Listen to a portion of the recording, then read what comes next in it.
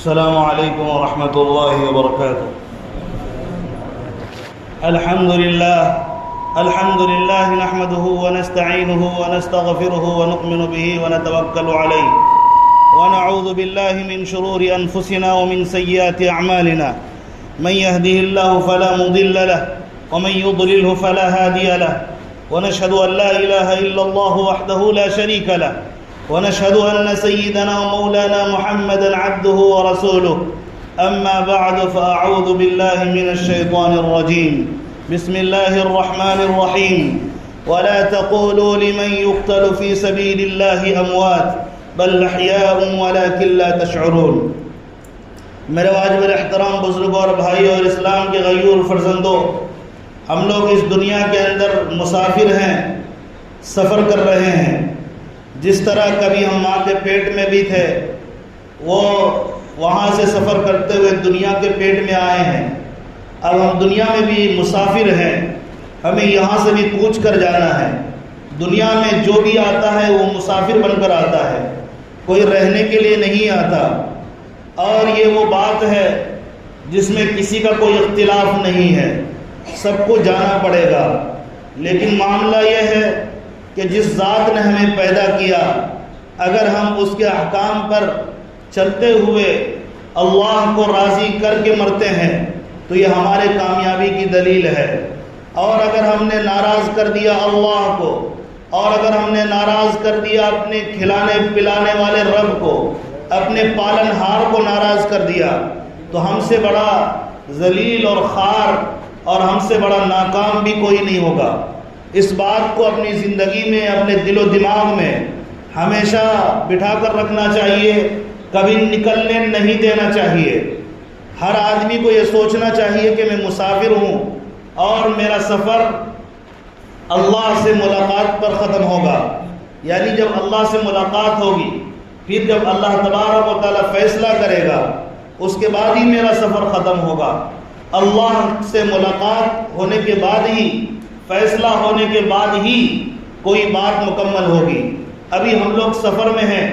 اصل ٹھکانہ تو جہنم ہے یا جنت ہے؟ اصل ٹھکانہ مومنوں کا جنت ہے، اور جو مومن نہیں ہے، غیر مومن ہے، ایسے لوگوں کا ٹھکانہ جہنم ہے. اللہ نے ایمان عطا کیا ہے، بڑی قربانیوں سے ہمیں یہ ایمان ملا ہے.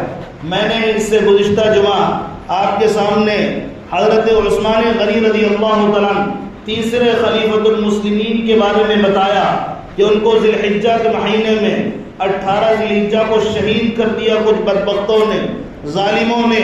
حضرت عثمان غنی رضی اللہ تعالیٰ عنہ نے پوری زندگی کوشش کی کہ قرآن کا ایک ایک حرف پھیلے، پیارے آقا کا ایک ایک بول پھیلے، قرآن کا ایک ایک حکم پھیلے، پیارے آقا صلی اللہ علیہ وسلم کا طریقہ پھیلے. کچھ ظالموں کو ان کو دیکھ کر ان کی جو خلافت ہے اور ان کی جو عمارت ہے، ان کے جو کام ہیں، بڑے اچھے کام ہیں، اللہ کے حکموں کو پھیلانا، کچھ ظالموں کو یہ سمجھ نہیں آیا. کچھ ظالموں کے دماغ میں اور حضرت عثمان غنی کے متعلق خراب باتیں جنم لینے لگی اور ان کے خلاف وہ ہو گئے، اور حضرت عثمان غنی رضی اللہ تعالیٰ عنہ کے پیچھے بڑھ گئے، ان کی خلافت کے پیچھے بڑھ گئے، اور کوشش کرتے کرتے یہاں تک کہ حضرت عثمان غنی رضی اللہ عنہ کو ان ظالموں نے شہید کر دیا. واقعہ ہمارے سامنے ہے. ہم نے سنا کہ کس دردناک طریقے سے ان ظالموں نے شہید کیا داماد رسول کو، ذو النورین کو، اور اللہ کے لاڈلے پیارے آقا کے ایک صحابی رسول کو کچھ بدبختوں نے شہید اس لیے کر دیا کہ قرآن کو پہنچانے والے، احادیث کو پہنچانے والے. لیکن حضرت عثمان غنی نے ان ظالموں کو صرف سمجھایا. اگر چاہتے مقابلہ کرتے، ان ظالموں کی گردنیں اڑا دی جاتی. لیکن معاملہ کیا تھا؟ معاملہ یہ تھا کہ انہوں نے سنا تھا کہ اس روئے زمین پر، مدینہ کی سرزمین پر خون نہ بہایا جائے، جو بہائے گا وہ بدبختوں میں شامل ہوگا. حضرت عثمان غنی نے نبی کے شہر کی حفاظت کی، نبی کے شہر کو محترم رکھا، آخری سانس تک خون کا آخری قطرہ پینے تک محترم رکھا، اس لیے مقابلہ نہیں کیا، ان کو سمجھایا کہ دیکھو تم غلط ہو، میں صحیح ہوں، میں جو کچھ کر رہا ہوں وہ صحیح کر رہا ہوں، تمہیں غلط فہمی ہوئی ہے تو غلط فہمی دور کر لو، میں وہی ہوں جو داماد رسول ہوں، میں ہی ہوں جب تم پانی کے لیے ترستے تھے، تمہارے باپ دادا پانی کے لیے ترستے تھے تو میں نے کنواں خرید کر تمہیں پانی پلایا، ظالموں تم نے مجھے پانی سے بھی محروم کیا، تم نے مجھے کھانے سے بھی محروم کیا، اور ظالموں اب تم میرے قریب آنا چاہتے ہو، مجھے شہید کرنا چاہتے ہو تو تمہیں سمجھ لینا چاہیے میں داماد رسول ہوں، تمہیں ایسا نہیں کرنا چاہیے، تم غلط ہو۔ لیکن انہوں نے تلوار نہیں اٹھائی بچاؤ میں، جب وہ قریب ظالمین آئے تو ان کو شہید کیا، لیکن وہ پیارے آقا کے عشق میں، پیارے آقا کی محبت میں اور قرآن کی محبت میں جان دے دی، لیکن قرآن کے خلاف نہیں گئے، پیارے آقا کے ایک بول کے خلاف بھی نہیں گئے۔ اگر چاہتے بڑی تعداد تھی صحابہ کی، ان ظالموں کو گاجر مولی کی طرح کاٹ کر پھینک دیا جاتا، لیکن حضرت عثمان غنی یہ جانتے تھے، صحابہ جب کہنے لگے کہ اے امیر المؤمنین ہمیں اجازت دیجیے ان ظالموں کا خاتمہ کر دیا جائے جو آپ کے خلاف کھڑے ہیں، حضرت عثمان غنی کی بات میں نے آپ کو بتایا تھا، آپ کو سنایا تھا، انہوں نے کیا کہا تھا؟ انہوں نے کہا تھا کہ نہیں، میں کلمہ کو کسی مسلمان کا خون بہانا نہیں چاہتا، لہذا تم یہ کام نہیں کرو گے۔ ہاں یہ ہو سکتا ہے میں اپنا خون دے دوں، ان لوگوں کو میں بچا دوں، کیونکہ یہ بھی کلمہ پڑھنے والے ہیں، میں اپنا خون پہلے تو پہلے دیا جائے، لیکن میری وجہ سے کسی اور کا خون اس پاک سرزمین پر نہیں بہے، اس مقدس سرزمین پر نہ بہے، میں یہ نہیں چاہتا۔ کیا ایسے افراد آج آپ کو ملیں گے؟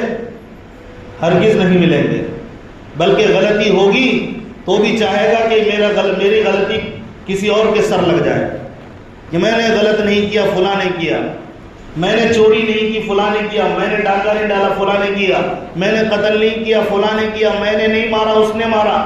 یعنی جھوٹ بول بول کر مومن ہونے کے باوجود اس قدر جھوٹ بولتے ہیں، خوف دل سے نکل گیا کہ مرتے ہی جب یہ آنکھ بند ہوگی اللہ کے حوالے ہونا ہے، اللہ کی قسم کوئی نہیں بچا سکتا کہ اللہ کے حوالے ہوا جائے۔ اسی طرح صحابہ کرام نے بے مثال قربانیاں دی، ہر طرح کی قربانیوں کا واقعہ ہم سنتے رہتے ہیں، لیکن ہمیں کبھی غور بھی کرنا چاہیے۔ انہوں نے قربانی دینے کے لیے اپنے شہر مکہ کو بھی چھوڑا، مدینے کو بھی چھوڑا۔ اسی طرح کا ایک واقعہ شہادت کا حضرت عمر فاروق رضی اللہ عنہ کا بھی، خلیفۃ المؤمنین دوسرے خلیفہ حضرت ابوبکر صدیق رضی اللہ عنہ کے بعد اس امت میں لاکھوں کروڑوں افرادوں میں سب سے بڑا مقام اگر کسی کا ہے تو وہ سیدنا عمر فاروق رضی اللہ عنہ ہے، امیر المؤمنین خلیفۃ المسلمین کا مقام ہے، جس کے بارے میں پیارے آقا صلی اللہ علیہ وسلم نے فرمایا تھا کہ لو کان بعدی نبی لکان عمر، کہ اگر میرے بعد اگر کوئی نبی بنتا تو وہ عمر ہوتے، کیونکہ میرے بعد نبوت کا دروازہ بند ہو گیا، لہذا کوئی نبی نہیں آئے گا، نہ کوئی نبی بنے گا، اگر کوئی دعویٰ کرتا ہے تو جھوٹا ہے۔ نبی پاک علیہ السلام نے حضرت عمر کی فاروق کی بات کو بتایا، ہاں یہ وہی عمر ہیں جن کو نبی پاک علیہ السلام نے اپنی دعاؤں سے مانگا تھا۔ حضرت عمر فاروق کے لیے نبی نے دعا کی تھی، اے اللہ عمر کو اسلام عطا فرما دے۔ پہلے واقعات ہمارے سامنے موجود ہے، لوگ کعبۃ اللہ میں، لوگ مکہ میں نماز پڑھنے کے لیے سوچتے تھے اور خوف کھاتے تھے، ڈرتے تھے اگر ہم کھلے عام نماز پڑھنے لگے تو وہ لوگ ہمارے ساتھ جو ہے سختی کا معاملہ کریں گے اور ہمیں تکلیفیں دیں گے، ہمارے ساتھ الجھ پڑیں گے اور ہمارے ساتھ جھگڑا کریں گے، یہ خوف تھا پہلے۔ لیکن روایت میں آتا جب حضرت عمر فاروق رضی اللہ تعالیٰ ایمان میں داخل ہوئے، نبی پاک علیہ السلام کی دعا کے نتیجے میں جو قاتل نبی پاک علیہ السلام کے قتل کے ارادے سے نکلے تھے، جو قتل کرنے والے بن سکتے تھے، لیکن اللہ تبارک و تعالیٰ نے ان کے دل کی کایا پلٹ دی اور وہ کلمہ شہادت پڑھ کر ایمان میں داخل ہوئے۔ اس کے بعد کھلے عام تیر کو لٹکایا، تلوار کو لیا اور جا کر نماز پڑھی اور مکہ کے گلیوں میں گھوم گھوم کر یہ عمر فاروق رضی اللہ عنہ کہا کرتے تھے، ہے کوئی ماء کا لال جو مجھ سے مقابلہ کرے؟ کون چاہتا ہے کہ اس کی بیوی بیوہ ہو جائے وہ مجھ سے مقابلہ کرے؟ کون چاہتا ہے اس کا بچہ یتیم ہو جائے؟ مجھے مسجد حرام میں نماز پڑھنے سے روک دے، اگر کسی نے ماں نے بیٹا جنا ہے تو مجھے مسجد حرام میں کعبۃ اللہ میں نماز پڑھانے سے روک کر دکھائے۔ اور تاریخ گواہ ہے، کوئی جرأت نہیں کر سکتا تھا حضرت عمر فاروق کے سامنے آنکھیں اٹھا کر دیکھے۔ یہ بہادر تھے کفر کی حالت میں بھی، اور جب اسلام میں بھی آئے تو اللہ تبارک و تعالیٰ نے ان کو یہاں بھی وہی مقام عطا کیا۔ اس لیے نبی پاک علیہ الصلوۃ والسلام کی احادیث اور روایات اس بات پر شاہد ہیں کہ اللہ تبارک و تعالیٰ نے حضرت عمر فاروق کے ذریعے سے اسلام کو عزت عطا کیا، بلندیاں عطا کی۔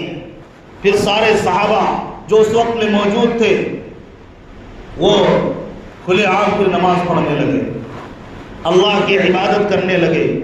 پہلے چھپ کر کیا کرتے تھے، لیکن اللہ تعالیٰ نے حضرت عمر فاروق کی وجہ سے اسلام کو عزت عطا فرمائی۔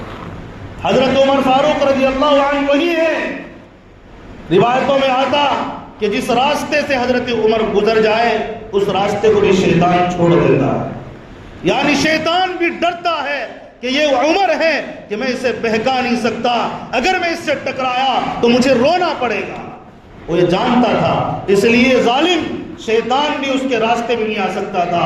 پیارے آقا نے حضرت عمر کے بارے میں فرمایا، ان اللہ جعل الحق علی لسان عمر وقلبی، حضرت عمر وہ ہیں، میرا یہ وہ لاڈلا صحابی ہے جس کے دل پر، جس کی زبان پر اللہ نے حق کو جاری کر دیا۔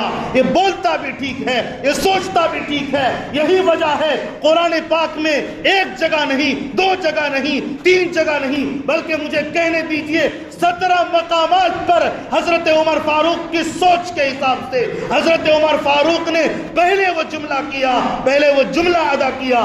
اللہ تبارک و تعالیٰ نے اسے قرآن بن کر، قرآن میں اللہ تعالیٰ نے 17 مقامات پر ان کے الفاظ کو اللہ تعالیٰ نے قرآن میں جاری کر دیا۔ حضرت عائشہ صدیقہ رضی اللہ تعالیٰ عنہ پر جب تہمت لگایا گیا، زنا کی تہمت کچھ منافقوں ظالموں نے لگایا، نبی بھی پریشان، صحابہ بھی پریشان، نبی لوگوں کو کہتے رہے کہ تم تہمت نہ لگاؤ۔ پھر اسی طرح نبی پاک علیہ الصلوۃ والسلام صحابہ کا حال پوچھنا چاہتے تھے، دیکھنا چاہتے تھے۔ یہ صحابہ حضرت عائشہ صدیقہ رضی اللہ عنہا جو نبی کی پیاری بیوی ہیں ان کے بارے میں کیا خیال رکھتے ہیں۔ حضرت ابو بکر سے بھی پوچھا، حضرت عمر سے، حضرت علی سے، حضرت عثمان سے بھی پوچھا۔ جب حضرت عمر سے پوچھا، جو جملہ حضرت عمر نے کہا ہے اس جملے کو اللہ نے 18ویں پارے میں قرآن سورہ نور کے اندر اسی جملے کو اللہ نے قرآن بن کر اتار دیا۔ جیسے حضرت عمر سے نبی نے پوچھا تمہارا کیا خیال ہے عائشہ کے بارے میں جو تہمت لگائی جا رہی ہے، کچھ ظالموں نے جو تہمت لگایا، حضرت عمر نے کہا سبحانک ھذا بہتان عظیم، اے پیارے آقا اللہ کی ذات پاک ہے، اے اللہ تیری ذات پاک ہے، ان ظالموں نے تہمت لگائی اور یہ بہتان عظیم ہے۔ آج بھی قرآن مقدس کے اندر اس جملے کی تلاوت ہو رہی ہے۔ آج بھی اگر تاریخ کے پنوں کو پلٹتے ہیں، جتنے فاسقین و مجرمین ہیں، جتنے کفار و مشرکین ہیں، حضرت عمر کے عدل و انصاف کے آگے جو ظالمین ہیں وہ بھی تھرا جاتے ہیں، وہ بھی لرزتے ہیں ان کا انصاف دیکھ کر۔ حضرت عمر فاروق رضی اللہ تعالیٰ کے سامنے کوئی ظلم کی سوچ بھی نہیں سکتا تھا۔ حضرت عمر فاروق کے دور کا ہی واقعہ ہے کہ کس قدر ڈرا کرتے تھے کہ کسی کے ساتھ ظلم کیا جائے۔ امن و امان کا ماحول تھا، عدل و انصاف کا ماحول تھا، اور قرآن مقدس کی آیت ان اللہ یأمر بالعدل والاحسان، اس کی تصویر حضرت عمر فاروق نے پورے عالم کے اندر پھیلا دی تھی۔ یعنی اللہ حکم کرتا ہے کہ تم انصاف سے کام لیا کرو، انصاف کو نافذ کرو اور انصاف کے مطابق فیصلہ کیا کرو۔ اللہ کا یہ حکم قرآن مقدس میں موجود ہے۔ حضرت عمر فاروق رضی اللہ تعالیٰ نے اس طرح اس کو عام کیا کہ پوری دنیا میں ہمیشہ کے لیے مشہور ہو گئے عدل و انصاف حکمراں۔ مسلمان تو چھوڑیے، جو پڑھے لکھے غیر مسلم ہیں وہ بھی مانتے ہیں حضرت عمر فاروق جیسا انصاف کرنے والا کوئی ان کے بعد نہیں گزرا۔ اس قدر منصف خلیفۃ المسلمین انصاف کرنے والے اس قدر تھے۔ واقعہ ہے ایک مرتبہ حضرت عمر فاروق رضی اللہ عنہ گشت کرتے تھے، گاؤں میں گشت کرتے تھے، کون کس تکلیف میں ہے۔ آج کل کوئی حاکم، چاہے وہ اسلامی ممالک کا ہو چاہے کسی بھی ملک کا ہو، کیا وہ غریبوں کے آس پاس بھی جانا چاہتا ہے؟ یہ ظالمین، یہ مجرمین تڑپتا ہوا دیکھ کر بھوکے مر جائیں، لیکن یہ ظالمین آرام سے اپنے بنگلوں میں بیٹھ کر عیاشیاں کرتے نظر آپ کو آئیں گے۔ وقت کے پوری دنیا میں ایسے آپ حاکم پیش نہیں کر سکتے جو غریبوں کے آس پاس جا کر گشت لگائے اور ان کی بات کو سنے کہ ان کا درد کیا ہے، وہ کس درد میں ہے۔ جب سب سو جاتے حضرت عمر فاروق گشت لگایا کرتے تھے، غریب کے پاس جاتے، دیکھتے ان کے پاس کھانے کے لیے کچھ ہے یا نہیں، اسی طریقے سے بیمار کے پاس جاتے، عیادت کرتے، ان کی بات سنتے تھے اور ان کے مطابق ان کو غلہ پہنچایا جاتا، ان کا علاج و معالجہ کیا جاتا۔ سب سو رہے ہیں لیکن وقت کا امیر المؤمنین خلیفۃ المسلمین لوگوں کے فکر میں جاگ رہے ہیں۔ ایک گھر کے پاس سے گزرے، ماں بیٹی بات کر رہی ہے، ماں کہتی ہے کہ دودھ کے اندر پانی ملا، لیکن بیٹی کہتی ہے کہ نہیں، امیر المؤمنین کو پتہ لگ جائے گا۔ وہ کہتی ہے کہ ابھی تو سب سو رہے ہیں، ابھی کیا پتہ لگے گا۔ لیکن روایت میں آتا، انہوں نے کہا، ان کی بیٹی نے، اگر عمر نہیں دیکھتا تو عمر اور ہمارا رب، عمر کا رب اور ہمارا رب اللہ تو دیکھتا ہے۔ یہ ڈر، یہ خوف، یہ تقوی ایک ایک مرد عورت میں انہوں نے پھونک دیا تھا کہ ڈرو اللہ سے، اللہ کے سامنے تمہیں حاضر ہونا پڑے گا۔ تقوی کا یہ عالم تھا۔ آپ روایات کو پڑھیں گے تو آپ کو اندازہ ہوگا حضرت عمر فاروق رضی اللہ عنہ کتنے بڑے متقی تھے، کتنے پرہیزگار تھے، اور رحم و کرم کا کیا عالم تھا کہ وہ کس طرح تمام لوگوں پر رحم و کرم کے لیے ہمیشہ تیار رہتے تھے۔ حضرت عمر فاروق رضی اللہ عنہ کی شہادت کا واقعہ مختصر 2-3 منٹ میں آپ کے سامنے پیش کرنا چاہتا ہوں۔ حضرت عمر فاروق رضی اللہ عنہ کو یقین ہو گیا، ان کو گمان ہونے لگا کہ لگتا ہے کہ میرا جانے کا وقت قریب آ چکا ہے۔ انہوں نے دعا شروع کی، اللہم ارزقنا شہادتا فی سبیلک و وفاتا فی بلد رسولک، اے اللہ مجھے شہادت عطا فرما اور تیرے راستے میں شہادت عطا فرما، اور تیرے پیارے آقا کے شہر میں شہادت عطا فرما۔ اللہ نے ان دونوں جملوں کو، اخلاص کے ان دونوں دعا کو سن لیا۔